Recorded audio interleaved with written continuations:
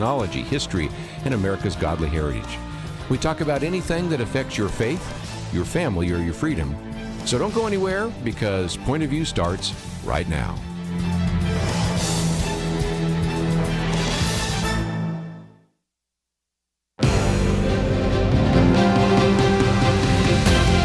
Across America, live, this is Point of View.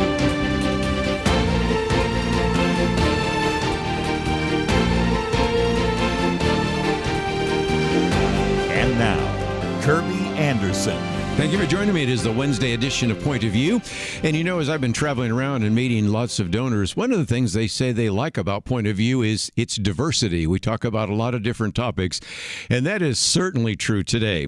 We're going to try to make a little bit better understanding, for example, on what happened for this incredibly long government shutdown. Why was this a hill that Democrats were willing to die on? Byron York explains that.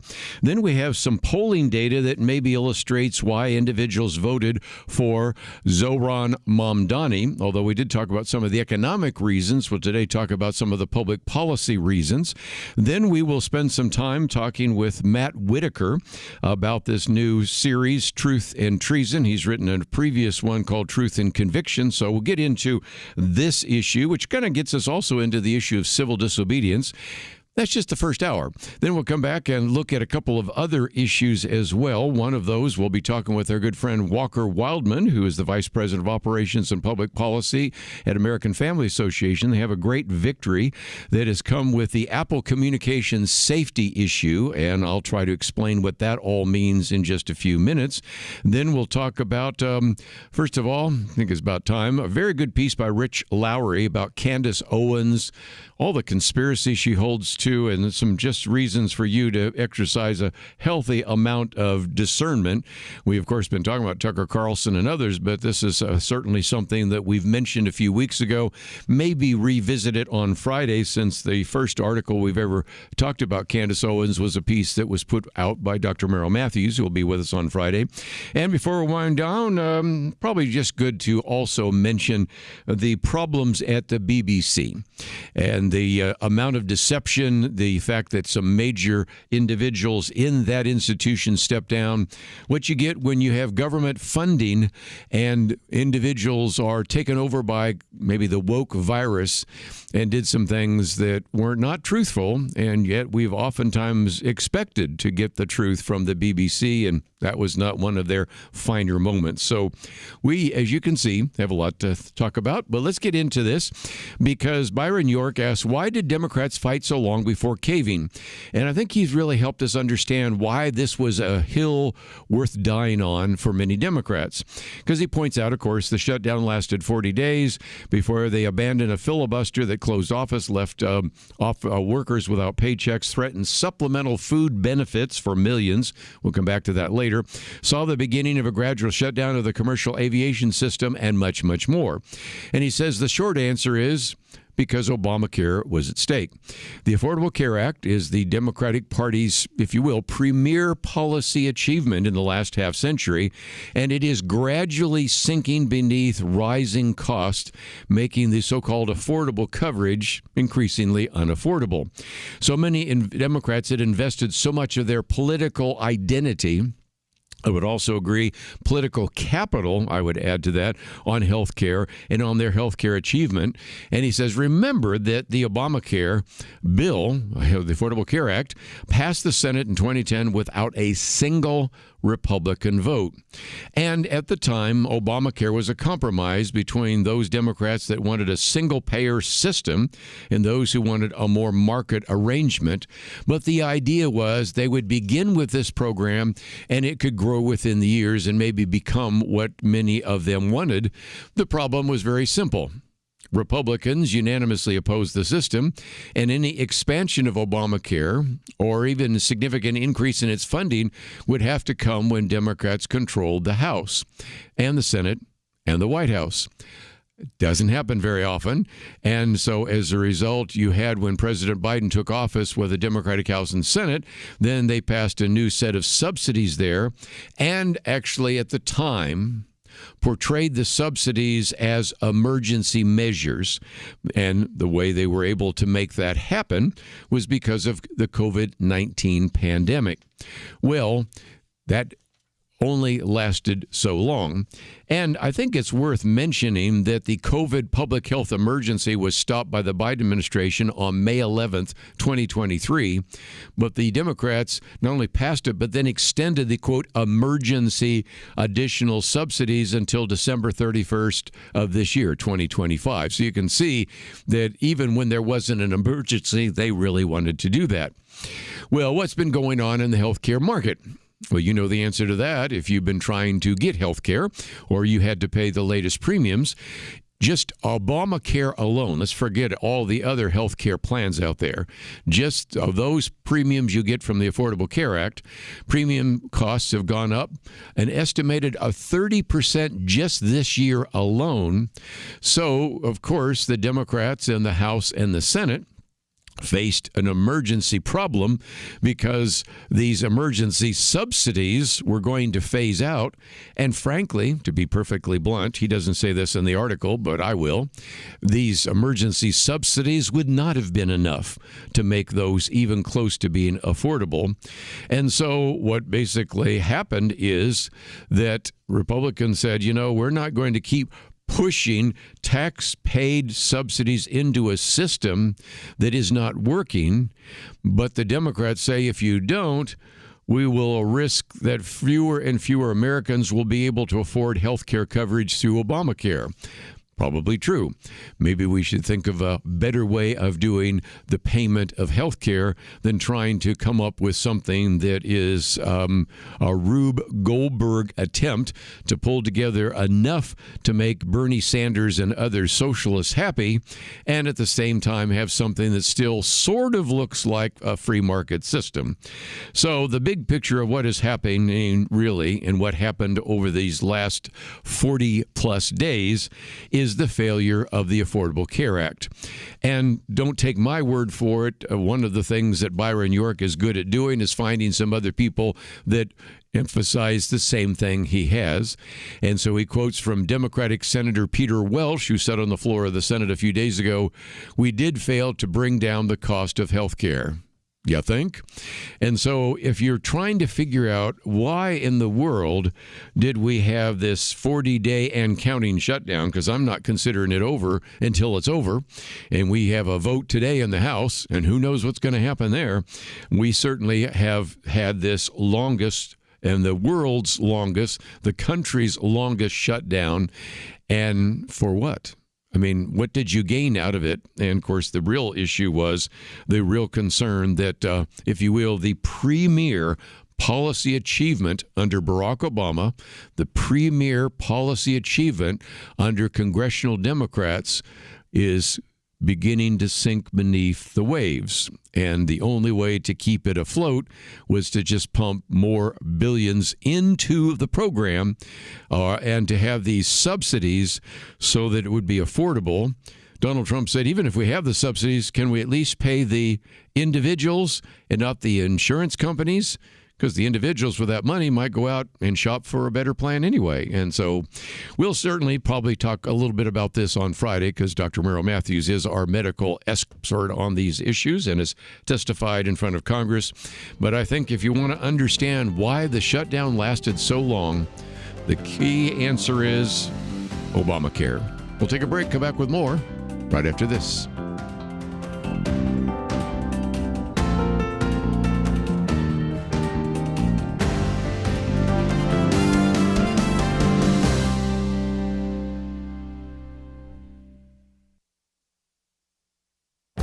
This is Viewpoints with Kerby Anderson. Michael Lewis begins his book, The Big Short, with this quote from Leo Tolstoy. "The most difficult subjects can be explained to the most slow-witted man if he has not formed any idea of them already, but the simplest thing cannot be made clear to the most intelligent man if he is firmly persuaded that he knows already without a shadow of a doubt what is laid before him." He used the quote to illustrate why most on Wall Street did not see the 2008 crash coming. I thought about the quote when I heard that J.P. Morgan Chase will allow institutional clients to use Bitcoin as collateral for loans. For years, Jamie Dimon, the CEO of J.P. Morgan Chase, said Bitcoin is no different from pet rocks and only valuable to scammers and money launderers. On a recent TV interview, Larry Fink of BlackRock talked about his change of heart on Bitcoin. Once he dismissed it as merely for money launderers, now he brags about the fact that BlackRock's Bitcoin ETF is the most successful in history. They aren't the only leaders who had difficulty seeing into the future. Ken Olsen, founder of Digital Equipment, said in 1977 that there's no reason anyone would want a computer in their home. And Steve Ballmer of Microsoft supposedly said in 2007 that there's no chance that the iPhone is going to get any significant market share. Trying to predict the future is difficult, so a little humility might be in order. My latest book, Discerning the Future, Christian Perspective on Contemporary Challenges, is my attempt to understand the times and read the signs of the time. Time will tell how well I do. I'm Kerby Anderson, and that's my point of view.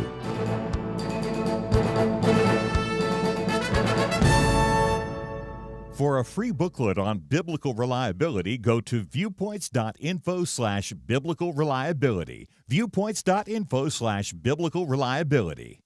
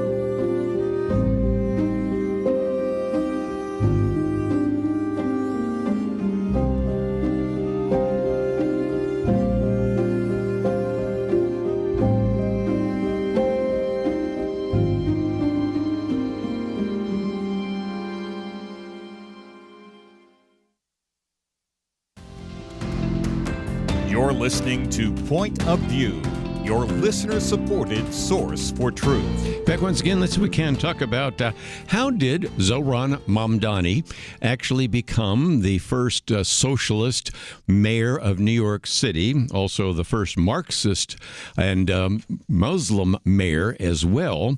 And before you think that's a one-off, they're still counting the votes, but it looks like now that Katie Wilson will become the next mayor in Seattle.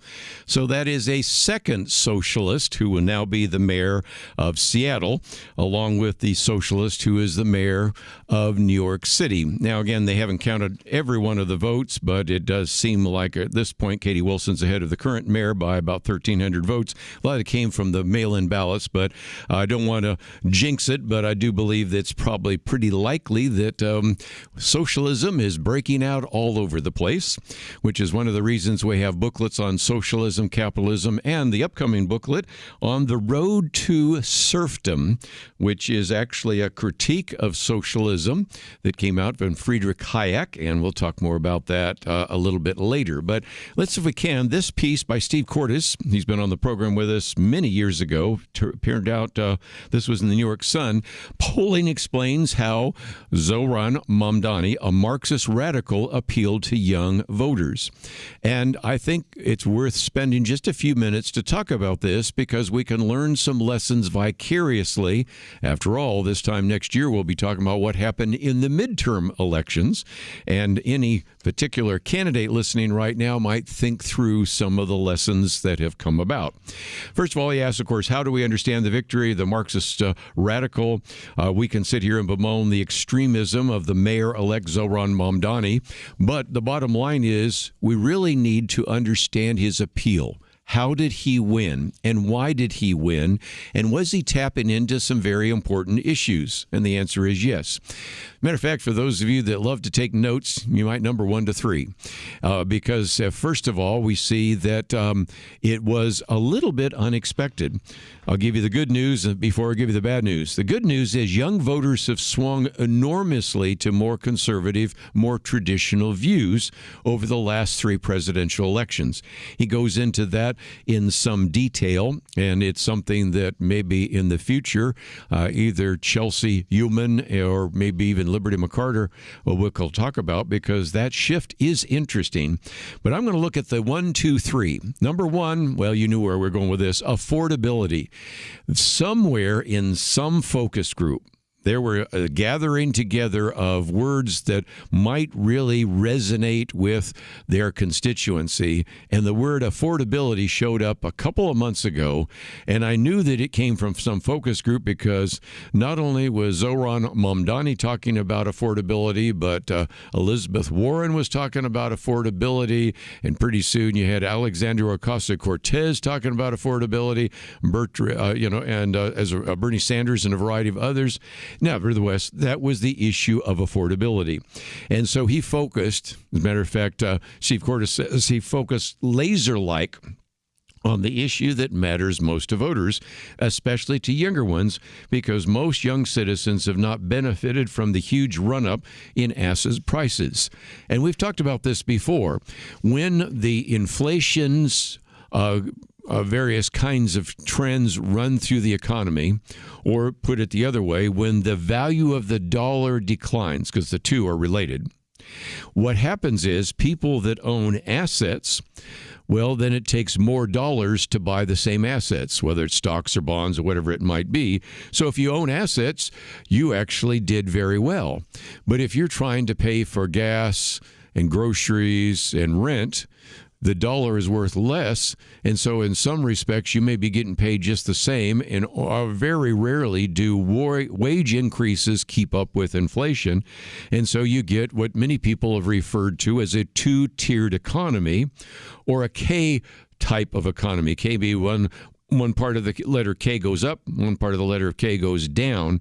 However you want to describe it, this issue of affordability is something that attracts young voters. And also, at the same time, he documents in some of this that the job market also has become much more difficult and even more hostile sometimes to young adults. You graduate from college, you have significant loans, you want to pay off your student loans, but you can't get a really good job. And some of these entry-level jobs no longer exist because they've been supplanted by, say, artificial intelligence. And so as a result, you can see that if you look at the polls of young adults, only 24% of them actually report the current economy, which is now Trump's economy. Up until a couple months ago, he could still say the residuals of the Biden economy. He can still use that a little bit, but only a quarter actually thought the economy was good or excellent. 54% or a majority said it's poor or unacceptable. So once again, this issue of affordability, very important. That's number 1. Number 2, let's be honest, media skills. Again, he's writing, he says, after watching Mr. Mamdani's closely during the campaign, I think it's fair to say that, as he said, he truly hates the founding and history of America and talks about all the ways in which you can document that. That being said, he can be a happy warrior because he says Mr. Mamdani exudes charisma, likability. His youth and enthusiasm captivated voters, especially those in the streaming TikTok spaces. And so again, sometimes the ability to communicate effectively your message is really important. Sad to say, it's a television environment. It would be very hostile now to an Abraham Lincoln or a variety of presidents that existed in the 19th century, even some in the early part of the 20th century. But now this charisma and likability probably helped him a great deal as well. And the third, which I thought was very insightful, is a focus on home. He says perhaps the most compelling moment of the campaign for Mr. Mamdani was during the July debate. I never watched it, but I'll take his word for it. That's when all the candidates were asked where their first foreign visit would be as mayor of the New York City. Now, that's a reasonable question because you want to bring business to New York City, you want to bring business to this country. That is the case. And so all of them said Israel, with Ukraine thrown in at least once. And yet, interestingly enough, what did Zohran Mamdani say? I would stay in New York City. That resonated because, as again Steve Cordes points out, this answer clearly appeals to young voters who are decidedly non-interventionist abroad. A whopping, he says, 69% of young men feel that we intervene too much in foreign conflicts. Only 26% of all young adults think the United States should even stay involved in Ukraine if indeed Presidents Vladimir Putin and Volodymyr Zelensky can't reach a settlement soon. And so again, whether you look at some of the issues like affordability, or you look at the issues that relate to media skills, and also this issue of focus on home, just look at that. And I think it illustrates once again, why we have seen the success of Donald Trump, an individual that says we don't want to be involved in foreign wars, has pretty good skills, and also said that the Biden economy is a disaster and I'm going to bring it back to where it needs to be. Of course, now he needs to fulfill that campaign pledge, but nevertheless, just a couple of very good ideas that you might want to begin to think about for those of you that either are going to run for office or maybe you'll be working with a person that's running for office. I think there are some lessons to be learned from the election of Zohran Mamdani, and that is our second article that we've posted on the website that you might want to read and pass on to others. Let me just mention as we go to a break, we've got a couple of things that we've posted. My Viewpoints commentary today entitled Future Tense.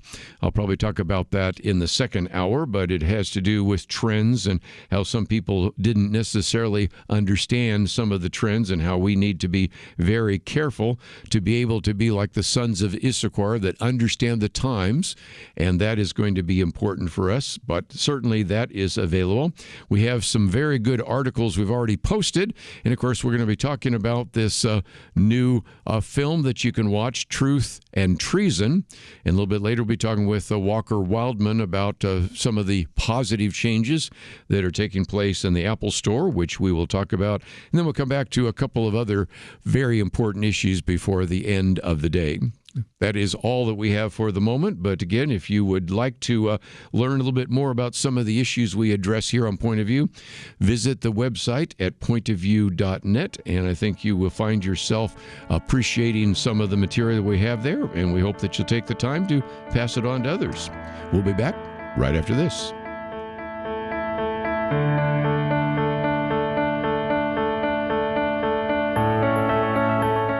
The Bible tells us not to worry, and yet there is a lot of worrying stuff in our world today.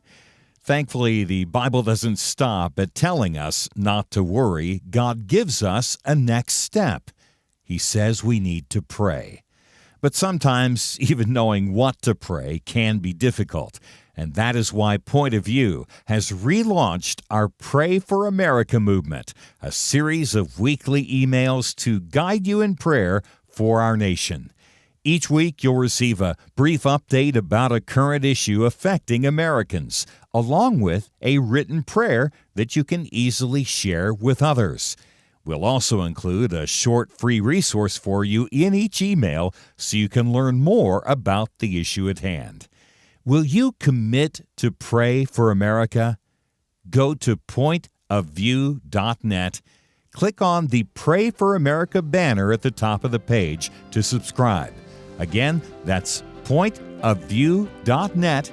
Click on the Pray for America banner.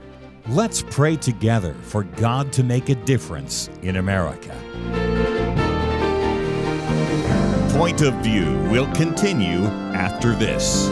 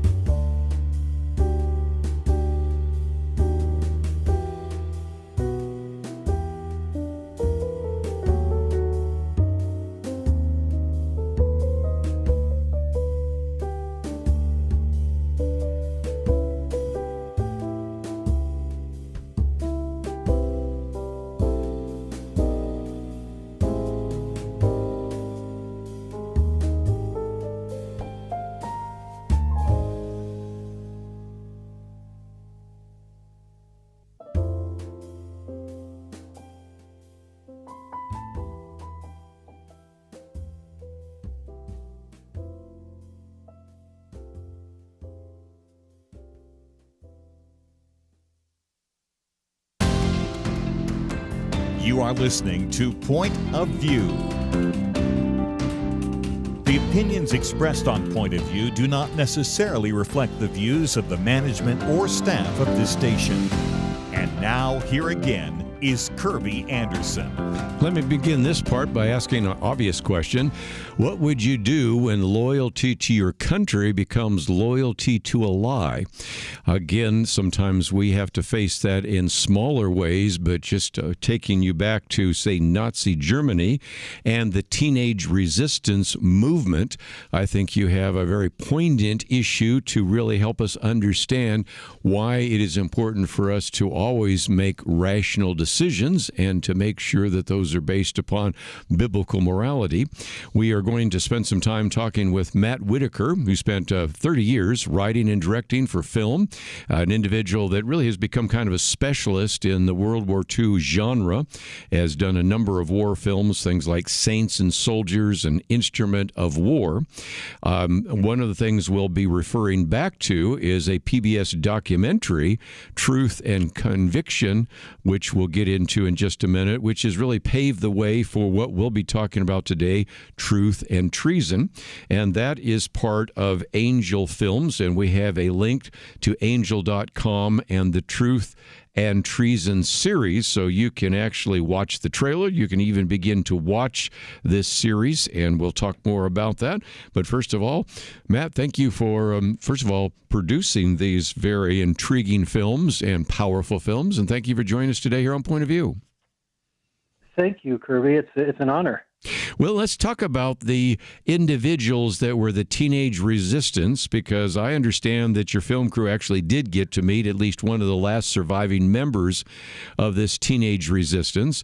And, of course, you follow the story of a young boy who, after he is with all the other youth, begins to have very serious doubts about what is taking place and really is confronting this terrible truth.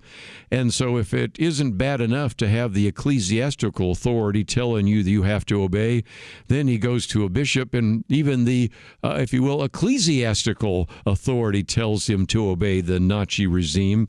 And it really kind of brings us back to kind of one of the key themes we talk about here on Point of View. I'll hold up my booklet on civil disobedience. The kind of civil disobedience we talk here might have to do with whether or not, as a pro-life person, you should be forced to do an abortion.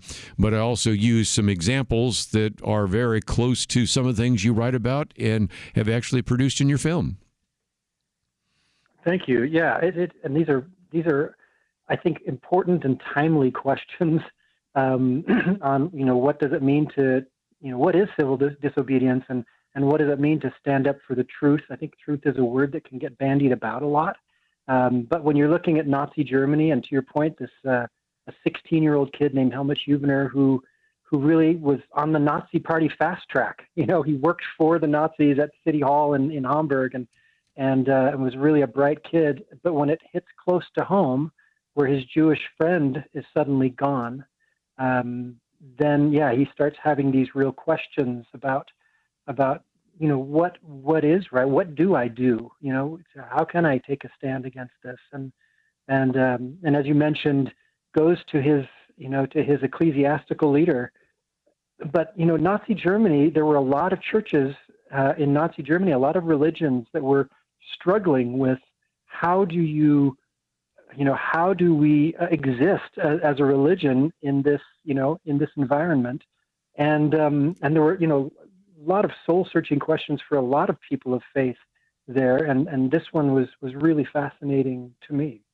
Well, and again, we've talked about this in the past with people like Erwin Lutzer, Eric Metaxas, and others, because we should also recognize that the church was co-opted. The church was quite willing to go along with some of the things being promoted there in the Third Reich. And I just think this idea of talking about this teenage resistance group, we always are familiar with some of those who were older and maybe more experienced, but even as a teenager, confronting the fact that, do I actually show loyalty to the lie of the German emphasis, or should I instead recognize that I should be a good Christian, not a good German? And that is a real challenge for him, isn't it? It is, yeah, because he was a devout Christian, and to there's a beautiful scene between him and another member of his congregation where Helmut, this 16-year-old kid says thou shalt love thy neighbor as thyself, and trying to come to grips with that, and this older member of his congregation encourages him to do what he can. That he even says, I love my country, but there are things more important than that. That there are times when we have to choose to follow Jesus before, over country, over everything else. Well, let's talk for just a few minutes, if I might, about how you went about doing it. First of all, I've already alluded to the fact that you were privileged to at least have talked with one of the last surviving members of that teenage resistance group. And in some respects, that's what spawned first the PBS documentary and now this film series, isn't it? Yes, it is. Yeah. So in 2001, I had the blessing to meet Karl-Heinz Schnibe, and he was the last surviving member of this resistance group, and he was Helmut's best friend. He was in his late 70s at the time, and I met him, and we formed a close friendship. I also produced this documentary, Truth and Conviction, where we interviewed him and every other person I could find who was still alive that knew Helmut personally, and really tried to explore that. And that kind, I'm sure you know, Kerby, that kind of firsthand account from someone like Karl, who knew Helmut, who was on the ground with him, putting out these treasonous leaflets at night, and who was standing in the courtroom with him, and seeing what happened, who was captured by the Gestapo. The kind of insight and detail that he had was just priceless. As I was developing the script, and then eventually, being able to shoot the film. So yeah, having Karl-Heinz Schnibe as our primary source for this story was just a gift. Again, if you just joined us, we're talking about this series, and we have information about that on our website, pointofview.net. Of course, you go to angel.com and find it too, but we have the link, so it makes it very easy for you to watch some of the episodes that are already out. You can, of course, maybe watch the trailer as well. But maybe, again, let's just talk about how it takes so much difficulty and time to recreate this, because this was really a dark chapter in German history, just as we sometimes around here talk about the dark chapters in American history. This is really dark. And in some respects, whether you're shooting a story about Corrie ten Boom or shooting a story here about Helmut, it required a lot of work and, if nothing else, a lot of creativity on your part to just create so much fear, dynamism, and darkness to really accurately tell the story.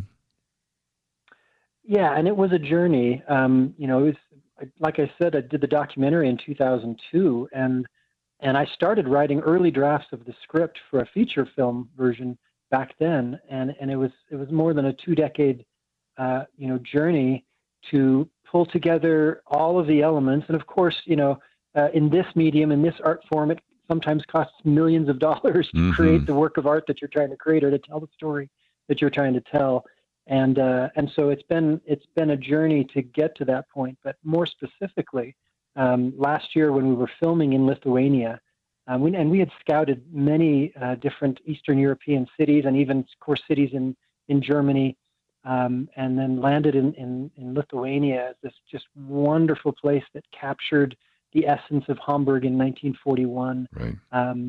And then really trying to, having to dive deep into, yes, a dark period in history, I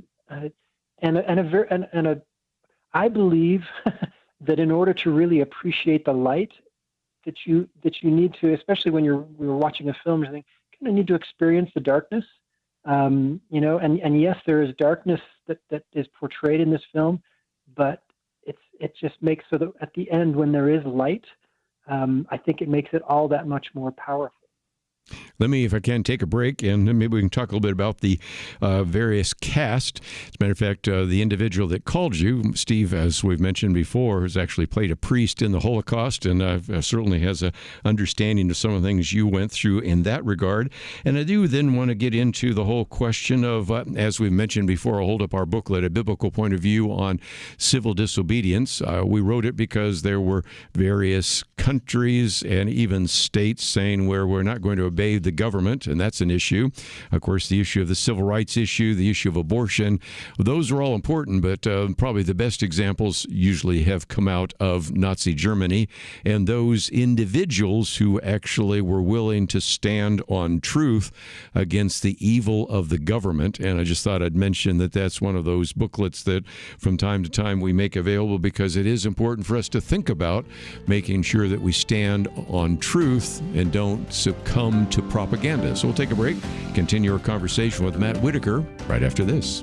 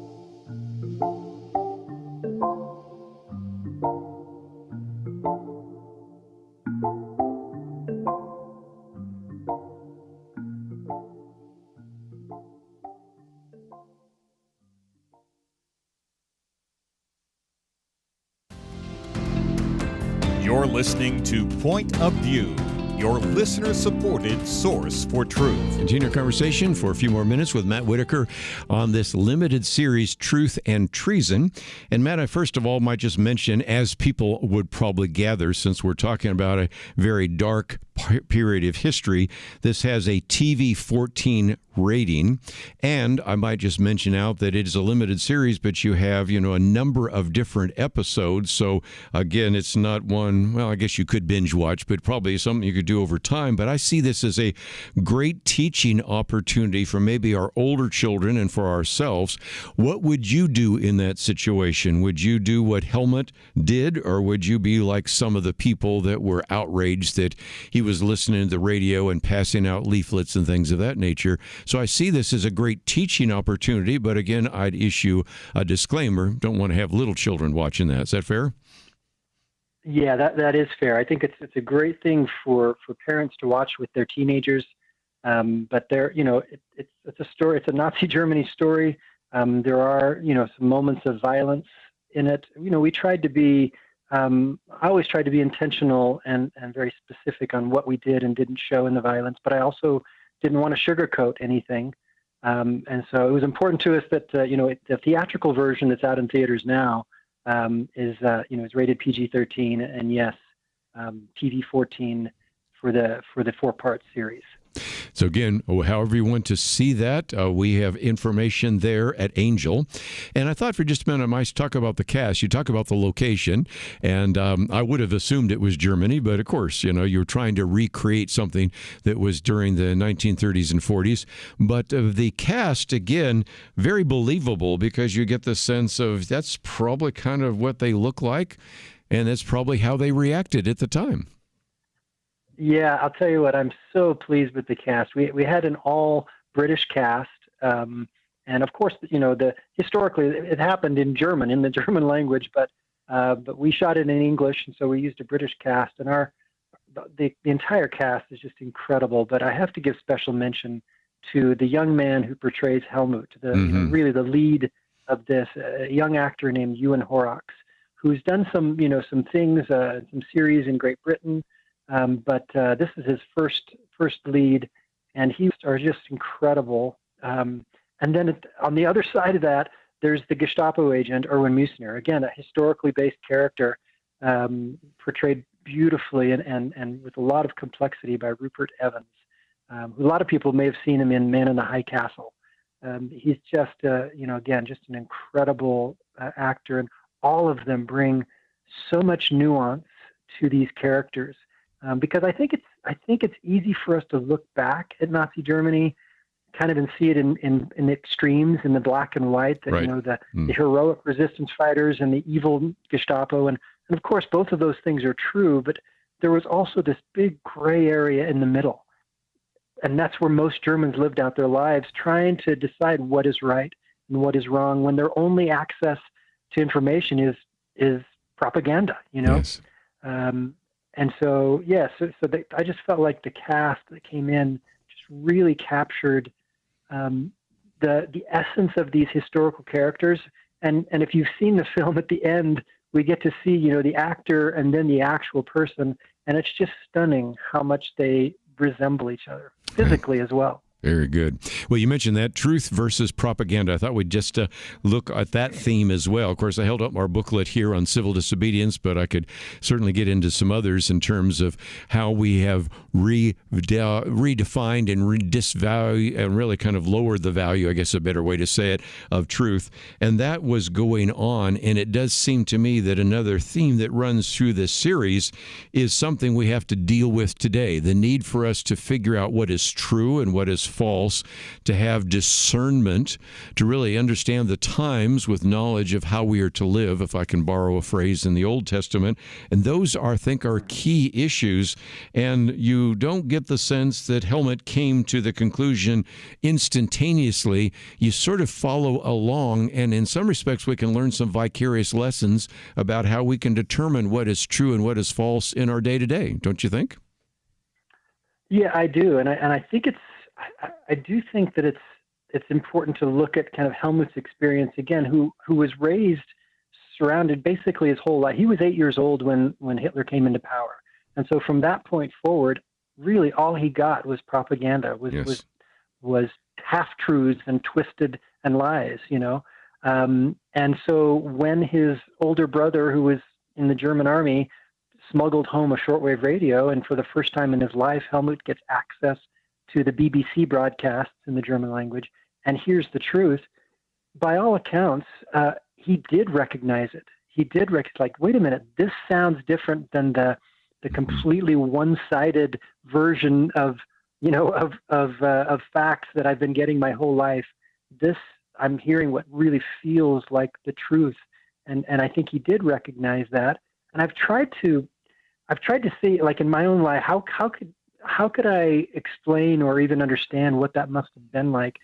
And this is as close as I can come. And it's not a perfect analogy, but I see, if I had been raised and the only source of information that I had access to was, maybe it was MSNBC or Fox News or something where it's so to one side.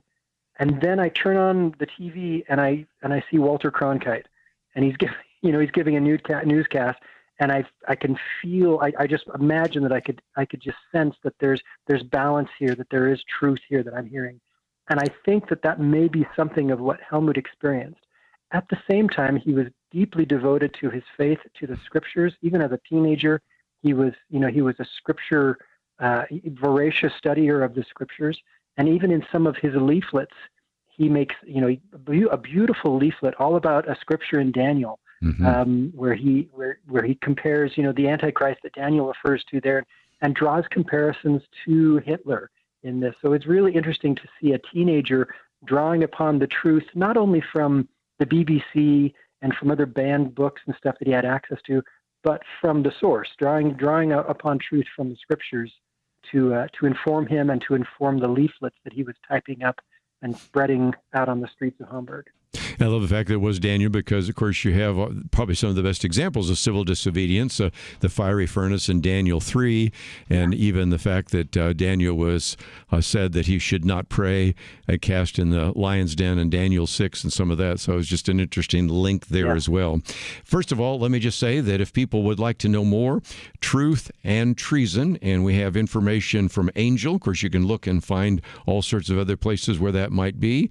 There's opportunity for you to watch the trailer, get a little bit of a sense on there. You can join to watch and then watch each one of these episodes. And of course, you can also look for it if it is available in your theater. So we have all sorts of information on our website at pointofview.net. And of course, you can go to Angel as well to find some of that. And again, angel.com, pointofview.net, two places to go. Matt Whitaker, you've done a great job. I really appreciate the fact that you took the time not only to produce first the documentary and the film, but thank you for giving us an hour today here on Point of View. Thank you, Kerby. It's been a pleasure to speak with you. Again, probably should say half an hour, but I think we covered it all in a half an hour, and that's very good. We're going to come back in the second hour and spend some time, first of all, talking with our friend Walker Wildmon. I think every time I can tell you about a victory, people really appreciate that. Oftentimes we talk about some of those victories that come from First Liberty Institute or American Family Association, in this case, or Alliance Defending Freedom. Wherever those victories are, I think it's always great to celebrate those. So we're going to talk about that. Then we'll get back to some of the issues in the news. Visit the website, pointofview.net. We'll take a break. We'll be back with more right after this.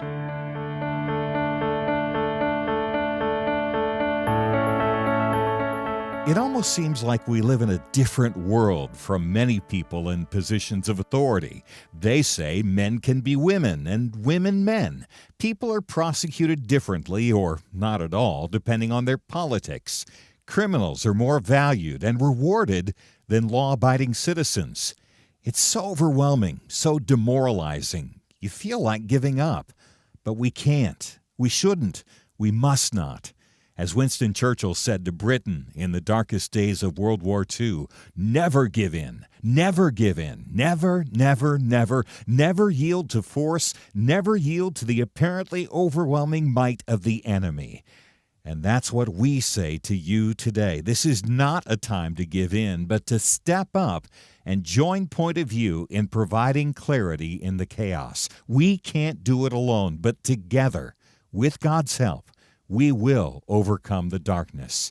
Invest in biblical clarity today at pointofview.net or call 1-800-347-5151. Pointofview.net and 800-347-5151. Point of View will continue after this.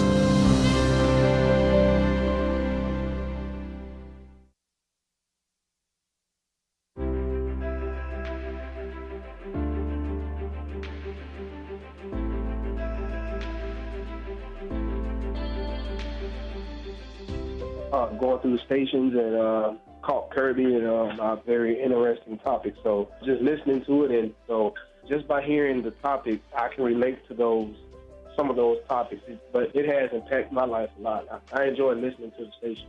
I appreciate Point of View. You've been great and wonderful. A lot of information, and I really appreciate all your work you do. My wife and I have listened to Point of View for about 17 years now. We just want you to know how much you have meant to us in our lives. I've gotten a real education since I've started listening to Point of View. I want you to think, what would we do? How ignorant would we be if we didn't have Point of View?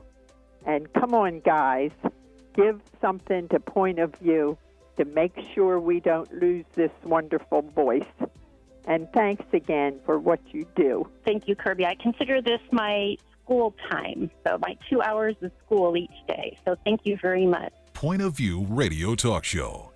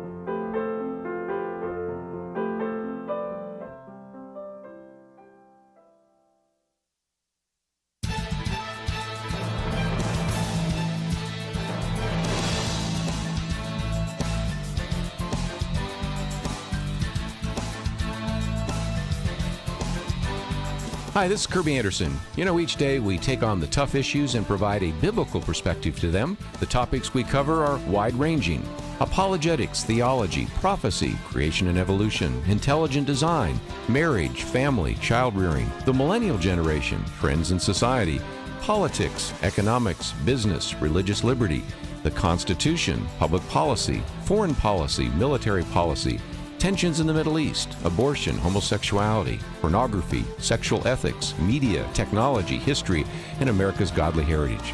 We talk about anything that affects your faith, your family, or your freedom. So don't go anywhere, because Point of View continues right now.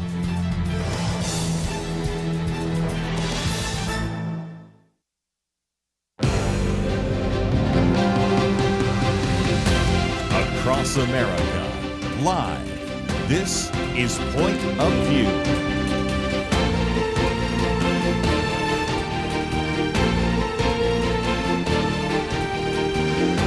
And now, Kerby Anderson. Second hour today, let's get into a couple other issues, and one that I think illustrates the fact that we have got to really address this issue of anti-Semitism. Over the last week or so, you've heard us talk about Tucker Carlson, and you've heard about some of the various statements being made by other people who identify themselves as conservatives. Whether they are or not, I think, is up for some debate, but they wrap themselves in the flag, and they wrap themselves in patriotism, and then can justify making some pretty outrageous statements. So we'll leave it at that. But anybody that thinks that some of these anti-Semitic comments are one-off, let me take you to Mississippi for just a minute. We will be talking in just a few minutes with our good friend, of course, Walker Wildmon, who lives in Tupelo, Mississippi, but outside a Mississippi pizza shop.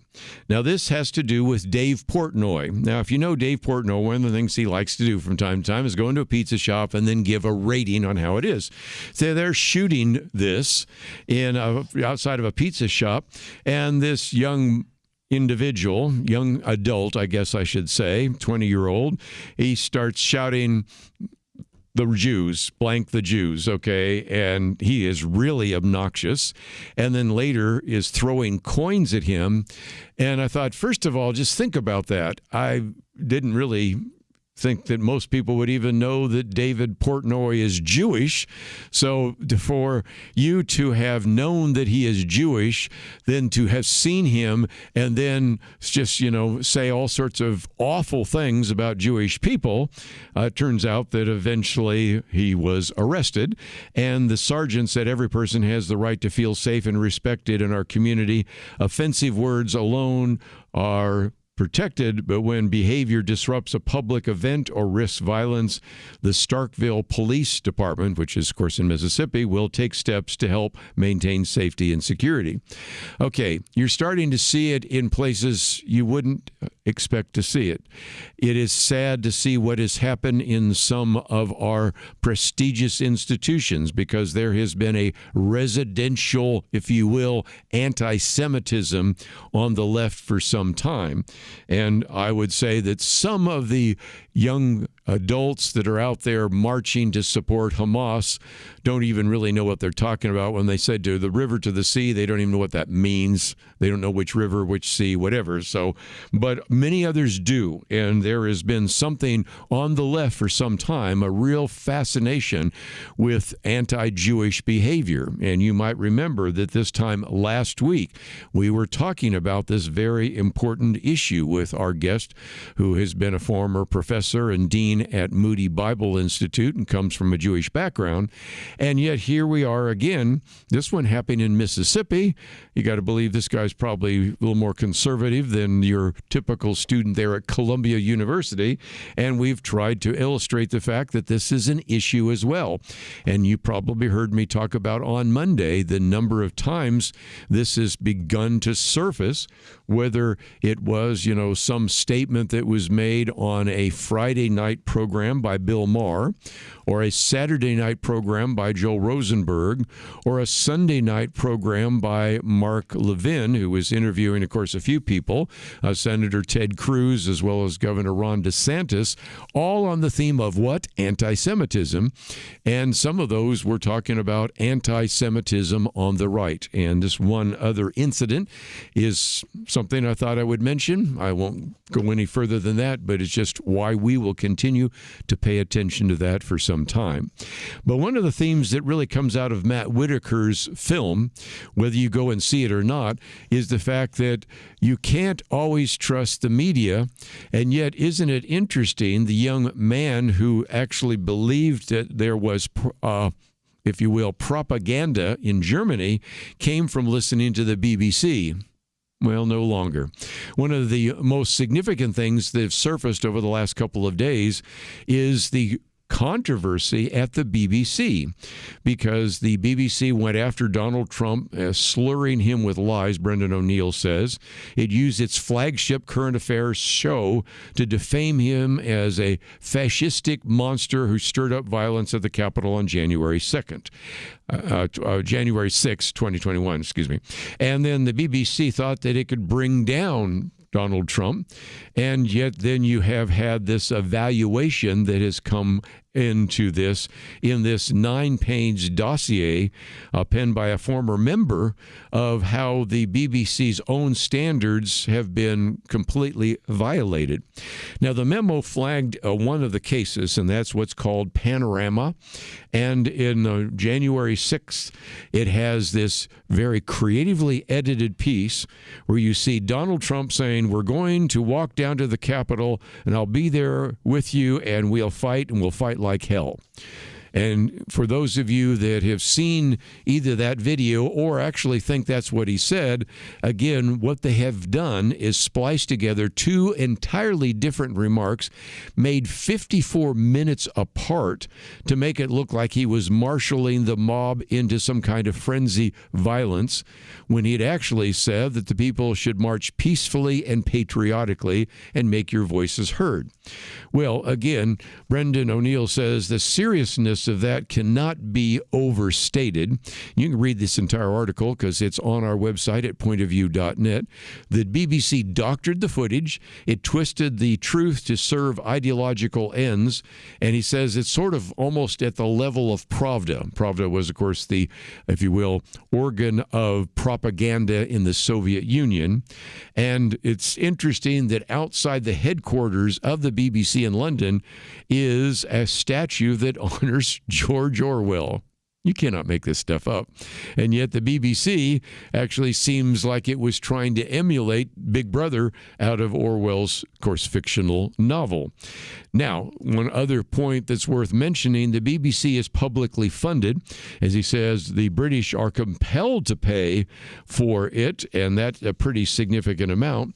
And yet this is a good example of the kind of bias that is there. As you might imagine, Donald Trump is threatening a lawsuit if they don't get a full and fair retraction. But the memo went on to talk about other issues as well. They have what's called the LGBT desk, which has been captured by a small group of individuals, pump out all sorts of false things about transgenderism and the rest. And he ends by simply saying, the BBC loves to pose as an island of truth in a swirling sea of digital misinformation. But he says, this is what happens when institutions get corrupted by wokeness. And he says, I've had so many fond childhood memories of the BBC, from the Top of the Pops to David Attenborough's wondrous documentaries.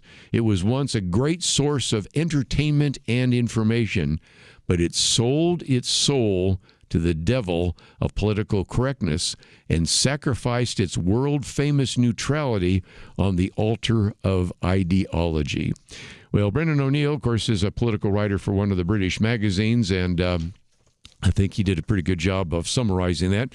You may have heard about the BBC. We really haven't talked about it, but since this was probably one of the best articles I found so far from a person that always loved the BBC and does this not out of mean-spiritedness, but just out of great lament that we always used to be, trust the BBC. And here's a good example, many examples he gives, in which we can't. Beware, exercise discernment, and we'll be back right after this.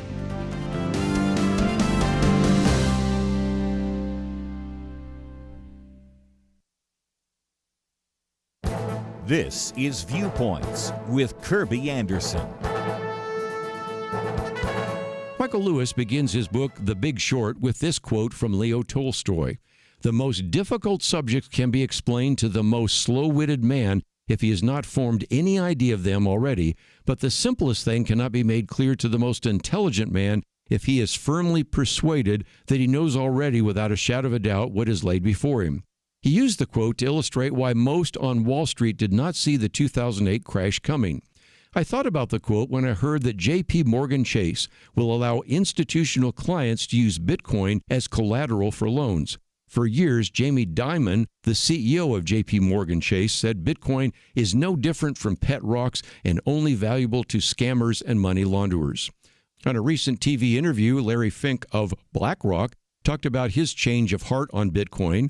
Once he dismissed it as merely for money launderers, now he brags about the fact that BlackRock's Bitcoin ETF is the most successful in history. They aren't the only leaders who had difficulty seeing into the future. Ken Olsen, founder of Digital Equipment, said in 1977 that there's no reason anyone would want a computer in their home. And Steve Ballmer of Microsoft supposedly said in 2007 that there's no chance that the iPhone is going to get any significant market share. Trying to predict the future is difficult, so a little humility might be in order. My latest book, Discerning the Future, Christian Perspective on Contemporary Challenges, is my attempt to understand the times and read the signs of the time. Time will tell how well I do. I'm Kerby Anderson, and that's my point of view.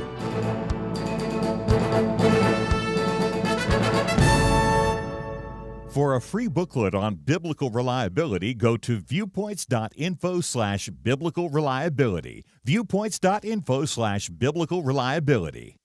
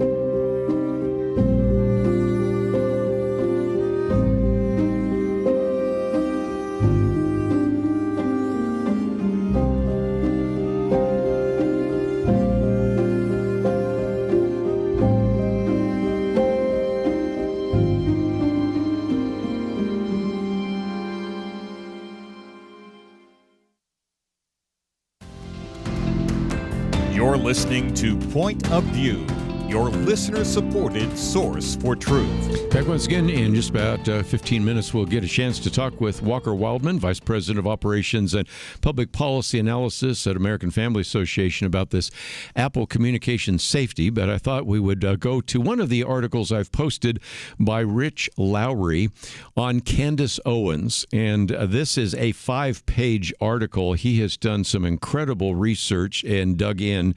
So some of you may have said, you've been talking about Tucker Carlson, and there's been the flap about Tucker Carlson interviewing Nick Fuentes, and then the pushback that came first when Kevin Roberts of the Heritage Foundation spoke to it. And then, as I mentioned just a few minutes ago, every time we turn around, there's another program addressing one of those issues, whether it's Bill Maher or Mark Levin or Joel Rosenberg or the rest. But I'm not going to ignore Candace Owens, and this might be something we will cover again on Friday, because the first person on this program to have really talked about that was Dr. Merrill Matthews, who wrote a piece that appeared in The Hill about some of the individuals that have sort of gone off the deep end in terms of conspiracy theories. And it is, I think, fair to say that about Candace Owens. I'm starting to see YouTube and TikTok videos of people saying, what's going on with her, and should we maybe have an intervention? But nevertheless, let me just sort through some of the things that Rich Lowry brought to the table, and some of it I did not know. He says there's been a lot of conversation about Tucker Carlson and Nick Fuentes lately, but everyone should spare a thought for Candace Owens. On her podcast, Candace, she says the crackpot influencer has been conducting an investigation, in air quotes, into what happened to Charlie Kirk in Utah Valley University. That is another symptom of how far off the rails a segment of the right-wing media ecosystem has gone. So I'll skip a few things, but first of all, he says the probe that she is doing is as likely to bear fruit as O.J. Simpson's attempt to find the real killer of Nicole Simpson. Great line there, by the way. But nevertheless, she is doubtful that the shooter there is responsible. So he says, in episode after episode, day after day, for an hour or more, she claims that things just don't feel right, invests enormous significance in minutia, asks for help from listeners in tracking down supposedly crucial information, casts aspersions on Turning Point USA, attacks anyone who pushes back against her accusations, claims that things are getting weirder and weirder, makes dark insinuations about Jews in Israel, and suggests that she could be killed at any time by the same shadowy forces that took out Charlie Kirk. And so, again, trying to make some sense out of this, Rich Lowry on the second page says, it is often said of people who have embraced some kooky theory that they have lost the plot. He says here, Candace Owens has not lost the plot, but has made up a plot, both in the sense of page-turning work of fiction and dastardly, multifaceted conspiracy. In the interest of time, I'll skip a few things, but he goes back and gives us a little bit of history of, for example, Jim Garrison, who is the New Orleans prosecutor, who then was given prominence because of Oliver Stone in the so-called JFK assassination investigation, and talks about that. Talks about Alex Jones and all the things that he did as well. So I'll just leave those for you to read if you'd like, because she then goes on and say, compared to those two, Candace Owens is different. To be sure, she is entertaining. Who wouldn't chuckle at least a little at the notion that Emmanuel Macron's wife, Brigitte, is really a man? You know, she's made a big deal about that. You've probably heard that before. But Owens is more alluring and sinister than, say, an Alex Jones. She wants followers, and not just to sell the equivalent of supplements to gain influence and turn MAGA into a direction hostile to Israel's Jews and Judaism. Which gets us back to, of course, the anti-Semitism thing we've talked about. So for just a minute, he then goes off and talks about some of the other conspiracies she has. First of all, of course, as you may know, she doubts that we ever landed a man on the moon. We've actually had some of those people that have landed on the moon on this program. I even had one of them speak in my Sunday school class, but nevertheless, she says the moon landing is faked. She sort of kind of knows something about the Van Allen radiation belt, which is more than most people can say, but overstates its potential as an obstacle to getting a spacecraft to the moon, and she misunderstands, of course, how temperature works in space, among other things. But still, she's convinced that when we see the spacewalk, it was just Stanley Kubrick filming a fictionalized moon landing for NASA, which was, I guess, his best work since Clockwork Orange. Or consider the other one, her contention. Are you ready for this one? That dinosaurs are fake and gay. This apparently stems from her erroneous belief that only paleontologists have ever found dinosaur bones, so there must be a conspiracy among them to fabricate fossils to undermine faith in God. I could go on, but You get the idea, Hope. Oh, I guess we have to at least do the Jewish piece. The Jews have a special place, he says, in her conspiracies. Harvard is a Mossad base. And again, Israel was involved in the September 11 attack. The Holocaust is exaggerated or fake. And Elie Wiesel is a liar, to mention just a few. She goes on with a lot more than that. But and Jeffrey Epstein, I got to get him in since he's in the news these days, was doing Israel's bidding. But let's get back to the Charlie Kirk piece, because that is one that she's focused on quite a bit. On the Kirk assassination, she says that it was a military operation, that it is likely that there were two shots, with a rifle shot used only to cover up another shot from an unknown assassin at an even closer range. The shooter's role was to drive around campus assisting in costume changes. Candace Owens dismisses all the facts implicating this individual by saying that he's never confessed, which is kind of obvious because he's maybe trying to avoid the death penalty. She also makes a big deal about the fact that the shooter is bewildered by the idea that he carved messages in bullet casings. But what's he supposed to say? I did it. She doubts the authenticity of some of the text exchanges with his boyfriend because he denies sending the messages. As a matter of fact, she believes these texts aren't credible because there's no way that the shooter would use a fancy word like vehicle instead of car. Yet you have a little bit later a body cam footage where he uses car in one part, but then uses vehicle in another. So I don't know how she gets up with that. And she also thinks that the shooter is intelligent and would never have written self-incriminating texts. So as he says, this is almost like she's the Zapruder tape, which was, of course, the tape that was used to understand John F. Kennedy's assassination as well. Then her investigation, in air quotes, led her to obsess over a call that Michael McCoy has made. He is the chief of staff for Turning Point USA in the aftermath, and has some questions about that because it relates to an engineering firm which once hired a gay actor, and by the way, was founded by an Israeli, and it's even hard to go down that rabbit trail. But nevertheless, she goes into granular detail on every branch of her so-called investigation, and inevitably, if someone doesn't answer questions, it's suspicious. If they do answer, the answers are suspicious. If they reject her insinuations, then that's especially suspicious. And if she says something is debunked, well, that's suspicious too. And she adjusts whoever killed Kirk, she refers to it as you, assuming that somebody is listening to her program who actually did that. And again, we're going to find those people, is sort of the implication. So she's not going to say that Israel did it, but Israel's probably surely guilty as well. And even more so, she says that the killing of Charlie Kirk reeks of an inside job, which, as I think I really appreciate Rich Lowry ending it by saying, needless to say, this must be causing great pain to Erica Kirk and everyone else at Turning Point USA. Here is somebody with a large platform and with inside information as a friend of Erica's late husband, suggesting that the organization he built and that he wants to keep running is fundamentally corrupt, guilty in the assassination of its founder and the father of her children. Nevertheless, Candace Owens routinely congratulates herself on her courage and faithfulness, showing pathological levels of self-involvement and callousness.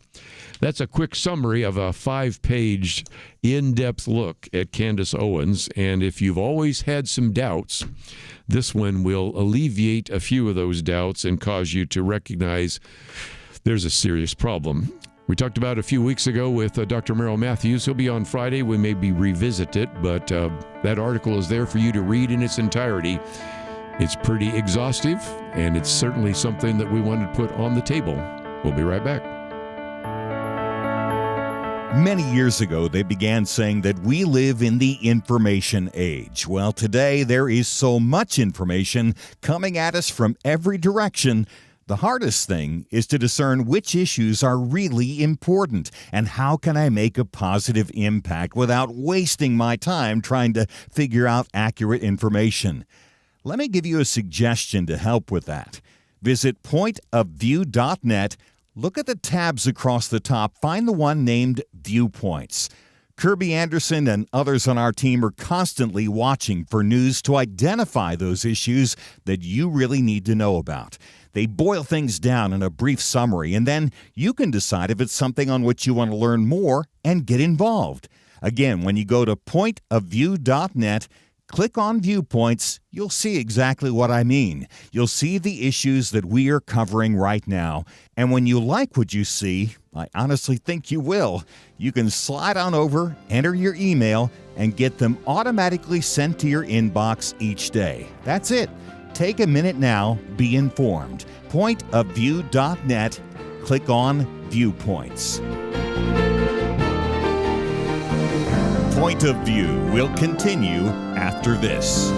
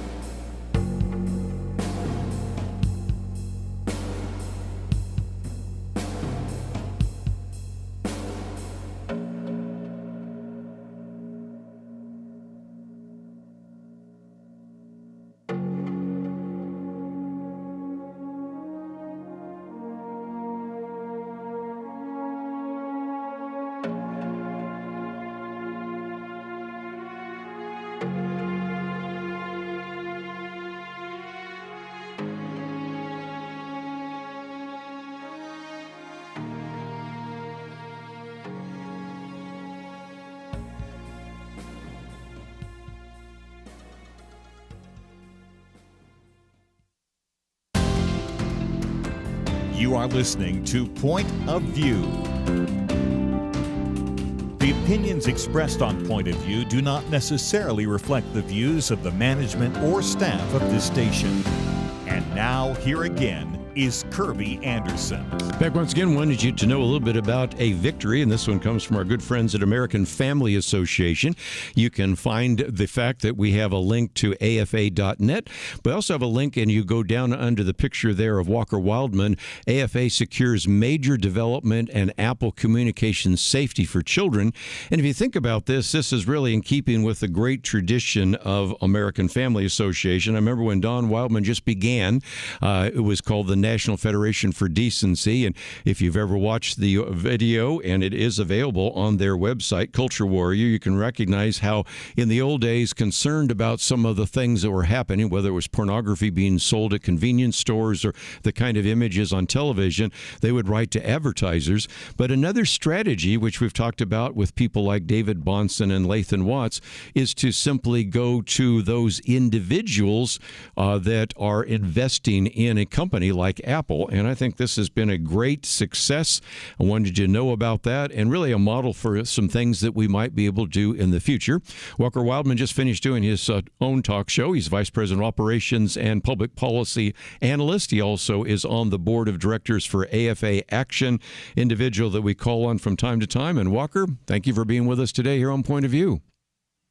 Hey, Kerby, good to be on your show, brother. One of the things I thought we might talk about is that, if I understand it correctly, and help me out, Apple had this communication safety feature, which, let's give them credit, but it was enabled by default on devices for children under the age of 13. But then you came to find out, wait a minute, if they were 14 and older, they were disabled by default, and it's like, well, wait a minute, we should actually protect any child that is a minor, and that's one of those successes that you've been able to bring about after this work of the last 2 years. Can you tell us more? Yeah, that's right. So the way this started is American Family Association began engaging in shareholder activism, if you will, or shareholder engagement. And we did this through our investments. So American Family Association has investments, and within the investments, we own different stocks just as part of our financial strategy here at the ministry. And so what we realized is, hey, we're not even showing up at these meetings. So these mega corporations like Apple are having these annual meetings, and they're talking about all kind of stuff under the sun. And oftentimes they're doing things we disagree with, but we're not even there. We're not even showing up, but we're shareholders. So we decided to start engaging America's largest tech company, or what was once America's largest tech company, but they've been surpassed by NVIDIA and others in recent years with AI boom. Nonetheless, Apple we presented a proposal on basically looking at what Apple was doing or not doing to protect children on their devices. And as part of this investigation, if you will, and this research, we uncovered the fact that you just noted there, and that is that there was this loophole, if you will, or this vulnerability of teenagers aged 14 to 17 that weren't being protected from pornographic content, videos, and images. And but 13 and under, they were being protected. They couldn't view this content on their devices. And so we simply brought this to Apple's attention. Another thing we brought to Apple's attention is that in the App Store, children were able to view adult-rated apps. Now, they weren't able to download the apps, but they were able to view them. But that made no sense. Why would you be able to view apps if you can't download them? So nonetheless, we proposed to Apple as part of our meetings and negotiations with them, because at the end of the day, they really want this stuff to go away. They want to stop talking about it. They want to focus on their core business. So we basically said, hey, if you guys want this to go away, then you need to fix it. So Apple came back to us in recent weeks and said, hey, guys, we took your advice. We fixed it. And they've since closed those two loopholes. And so children will no longer be able to see adult-rated apps, and all minors ages 1 to 17 will no longer be able to view pornographic images and videos using the Messages app. Let's talk about that strategy for just a minute, because I live in Dallas, and each year there is a shareholders meeting for ExxonMobil, and I went to one of the Exxon shareholder meetings one time, and sitting in front of me were the people that were all the advocates of LGBTQ ideas, human rights group, and I began to realize, as you just said, the other groups show up at these shareholder meetings, and where are my fellow Christians? I did have one or two sitting with me, but the bottom line is that you have recognized that value. We've talked with David Bonson about some things he's done at shareholders meetings. Lathan Watts is vice president of Alliance Defending Freedom. And it's just one more, if you will, strategy. Your grandfather, Don Wildmon, understood that sometimes even if the various producers of television didn't see the light, they'd feel the heat by contacting their supporters and their advertisers. And they also recognized how some of these various campaigns work. This is, I think, a very effective strategy, and really one that I hope you will continue to use, because American Family Association could be representing us in other shareholder meetings and bringing about some really positive change. Yeah, that's right, Kerby. And as you know, there's a time and a place for boycotts. We've led some of the largest boycotts in the country in recent decades. But there's also a time and a place where maybe a boycott's not feasible or not smart from a strategy standpoint, but you just need to show up and speak out. And so that's what we're doing with these shareholder meetings. We're bringing important issues to light, all aimed at protecting families, protecting children, advancing Christian values in our culture. And we're bringing these issues to light. And every so often, we're getting a victory. So this is one of those things, if we didn't show up, you're definitely not going to get a victory if you don't show up. So we showed up. Apple heard us loud and clear. There was really, their position was indefensible. So Apple really had to do something here from a public perception standpoint. And so they did, and we're going to continue keep working in this arena.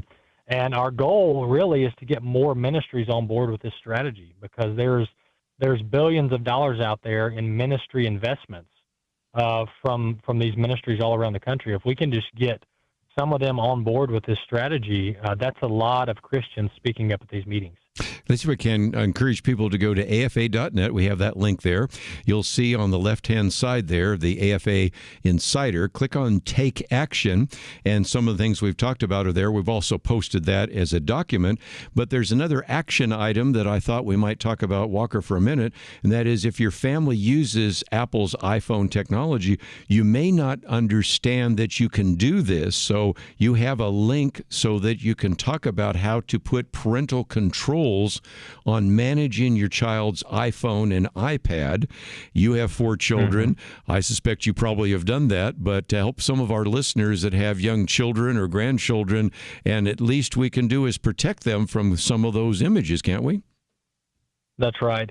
Yeah, there's 2 pointers that I want to give your audience. The first thing is make sure that your children, that their accounts are set up as minors. And so when you go to set up an Apple account, you can add a child under your account, under the parent's account. So make sure that's how it's set up. Some people don't realize that, and they end up actually setting up their kid's account as an adult. They just kind of overlook the date of birth and move on. That's very important that you key in your child's true age, because then that will be noted in the account that they're a child. Once you do that, once you make sure that the date of birth, the year that they were born is correct in their account, they'll be added as a minor under your parent account. That gives you full control over their device and over their safety settings. And there's an entire section within the Apple account called Communication Safety, and it gives parents full control over the controls over their child's Apple device, what content they can and can't see. It even has things like what time of day they can use their device. There's just a wide range of parental controls within Apple's account, but you have to make sure that your child's account is set up as a child under your parent account, and then go to the communication safety section, and you can have full control over their account there. Well, just before I go, let me just mention that we also encourage people to go to afa.net and watch the wonderful film of your grandfather, Don Wildmon, Culture Warrior. And if you aren't already subscribed to all the great resources that are there, you can click that button that says subscribe. There's the AFA Insider, which I receive. Of course, you can find out more about what's going on at American Family Radio, which is, of course, your radio program, all the different other aspects of the AFA Resource Center, 1 Million Moms, and on and on. It has always been a delight to partner with you. And if nothing else, I know it's been a busy day, but I'm glad we were able to kind of fit you in, because when your father, Tim, told me about this, I thought we'd need to talk about that. But I think you were out of town, then I was out of town, and here we are. But again, if you have heard about this through AFA, great. But if not, this is a great opportunity for you to celebrate with us the Apple Communication Safety.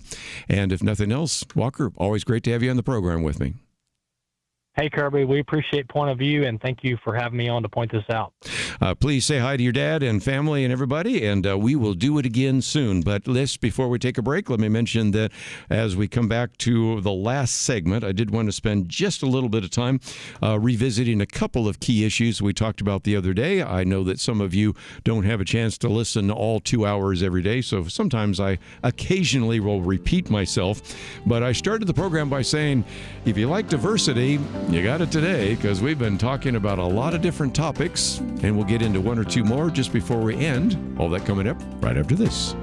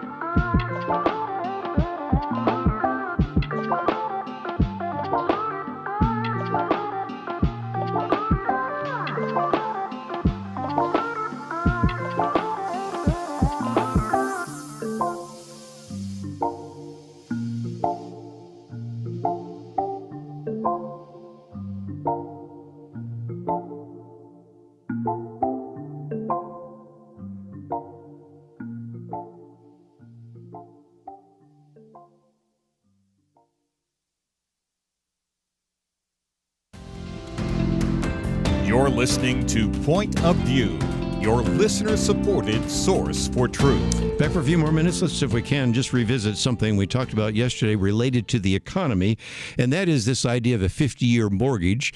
Again, we've talked about the disaster that is, but I thought the Wall Street Journal did as good a job as any to talk about why this is a really bad idea. And we are unfortunately getting some really bad ideas out of the Trump White House, in part because the economy is sputtering. And after, of course, the election last week, in which Democrats won over Republicans, may be looking for some things to gain some attention, but this is not where you look at it. But let me just read what the editorial board of the Wall Street Journal had to say about it. The Democratic rout in last week's election has President Trump hunting for ideas to reduce costs, but he's looking in the wrong places. Behold his latest gambit, a 50-year mortgage. This is a recipe for making housing less affordable while increasing risks for taxpayers who stand behind most mortgages. Home prices are a problem, they acknowledge, having soared 56% since January 2020. Two reasons are excessive government spending that fueled inflation and historically low pandemic-era interest rates. And so as a result, the Federal Reserve had to raise rates to bring inflation under the control, but that, of course, caused all sorts of problems. And the bottom line is this. We've talked about it before. We will talk about it again. This means fewer young people can afford a home. The median age of first-time buyers this year reached an all-time high of 40 compared to the late 20s in 1980. They don't say this, but it just occurred to me. Okay, if you buy your first home at the age of 40 and it's a 50-year mortgage, when do you own your home? When you're 90. Yeah, right. They didn't say that, but there's just one more aspect of this insanity. And nevertheless, the editors put it this way. Enter President Trump, who seems to have been sold on a 50-year mortgage by Bill Pulte, who runs the Federal Housing Finance Agency. The aim is to reduce monthly payments by amortizing the loan over a longer period. Instead of paying down the principal over 30 years, borrowers would do so over 50 years. Which is just a disaster. But nevertheless, let's keep going. A 50-year mortgage, they say, would cut monthly payments by a few $100s, but it would increase, are you ready for this, the interest buyers pay by hundreds of thousands of dollars over the life of a loan. Numbers I gave you yesterday could be as much, if you're having a more expensive home, $700,000 in interest for a home that isn't worth $700,000. Of course, you already know that. And one of the things I appreciate about this editorial real quickly is they said we've seen this scary movie before. Think 2008. They didn't say that, but that's what I'm thinking. And that is the housing bubble inflated. Fannie Mae began buying more 40-year mortgages, which let borrowers take out bigger loans than they could otherwise afford, which let individuals then to actually build the equity in their home. And as a result, many of them walked away from the mortgages when the housing prices collapsed. They were underwater. You know the story. And if not, on my shelf around the corner here, I've got the book, The Big Short, on that as well. And again, this most recent year, let's go back to the Federal Housing Administration, which is different than the Federal Housing Finance Agency, which Bill Pulte's part, but the Federal Housing Administration, that's FHA, borrowers last year, nearly 70% of the borrowers last year had debt-to-income ratios exceeding 43%. Which is considered risky, up from, say, 28% in 2012. So you can see we're really not helping anybody by talking about 50-year mortgages, and it's just grasping at straws, which we're starting to see this president and the Secretary of Treasury do. It makes no sense. And the other day, I'm seeing an interview with the Secretary of Treasury, Scott Bessent, and it's like, how are you keeping a straight face when you're talking about this? And then Trump at once say, well, we got 30-year mortgages, and we had some 40-year mortgages. Yeah, and that's what we had in 2008. So why not have them 50-year mortgages? And you just, after a while, just say, please, we need to inject some sanity back into into the system.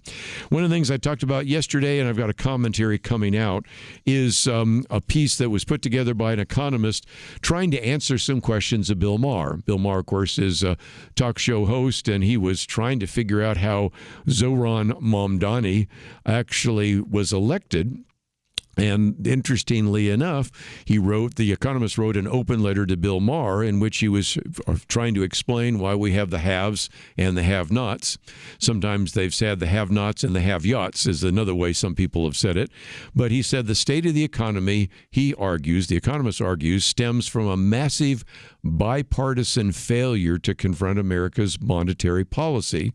And he says both Republicans and Democrats have been negligent and challenging the status quo at the Federal Reserve, and then shows a graph, and I'll hold it up again. We've shown it before, but it's a graph that simply shows what many of us have called a K-shaped economy. If you think of a K, part of the letter goes up, and that's for the 1% and even 10% of earners in America, and the other K goes down, and that's for everybody else. And so again, as we've pointed out, when you own assets, whatever those might be, it could be stocks, it could be bonds, it could be valuable real estate, could be even your home, could be Bitcoin, could be a variety of other things, those assets increase because it takes more dollars to purchase them.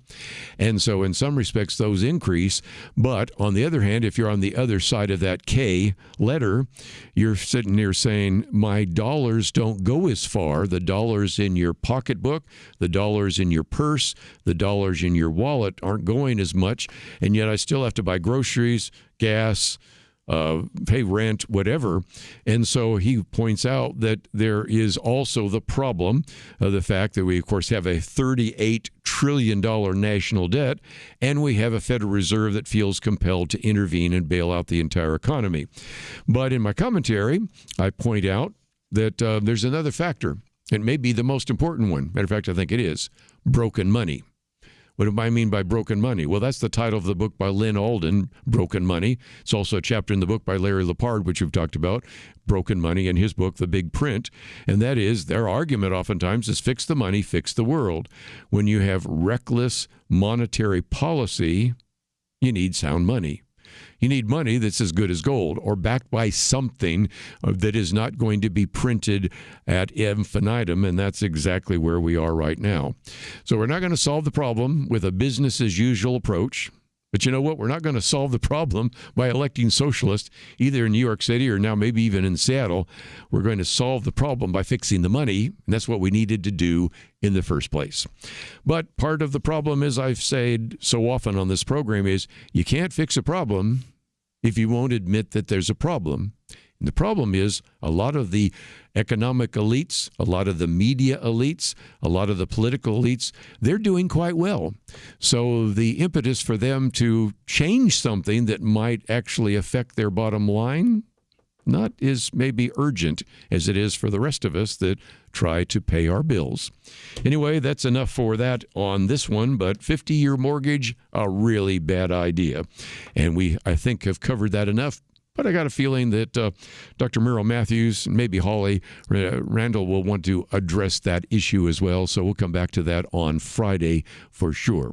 But let me encourage you to find some of the articles we posted today on the website, including my commentary today, Future Tense. And those are some great resources that are available to you. As always, I want to thank Megan for help engineering the program, as well as her mom sitting next to her today, as well as Steve. Thank you for producing the program. We will look forward to seeing you tomorrow right here on Point of View.